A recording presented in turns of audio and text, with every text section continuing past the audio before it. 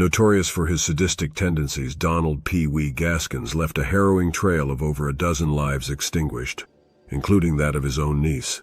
To Gaskins, killing wasn't just an action. It was the solution to nearly every problem life presented. Hailing from South Carolina, this diminutive figure earned infamy for ruthlessly ending the lives of at least 13 individuals.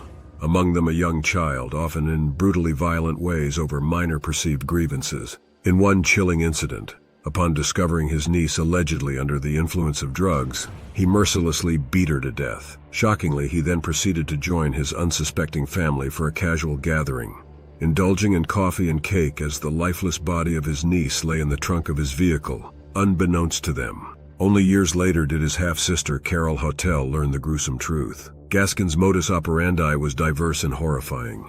Confessions and testimonies revealed he drowned a pregnant woman and her toddler, executed victims, and even resorted to poisoning, once lacing a Coca-Cola bottle with photographic acid to dispatch a victim.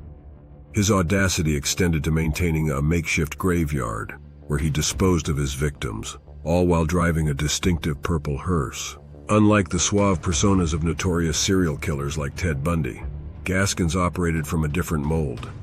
His killings were impulsive reactions to perceived slights, be it drug use, racial differences, or perceived betrayal. Attorney and State Senator Dick Harpootlian aptly summarized Gaskins as a man who saw murder as the solution to any ordinary problem. Yet the roots of Gaskins' depravity can be traced back to his tumultuous upbringing. Raised in extreme poverty in rural South Carolina, his childhood was marred by relentless bullying and abuse, both physical and sexual, allegedly inflicted by his own mother. By the age of 11, he was already entangled in criminal activities, forming the Trouble Trio and engaging in burglary, car theft, and sexual assault. Sent to reform school at 13 after a brutal attack with a hatchet, Gaskins' antisocial tendencies and homicidal inclinations were noted early on.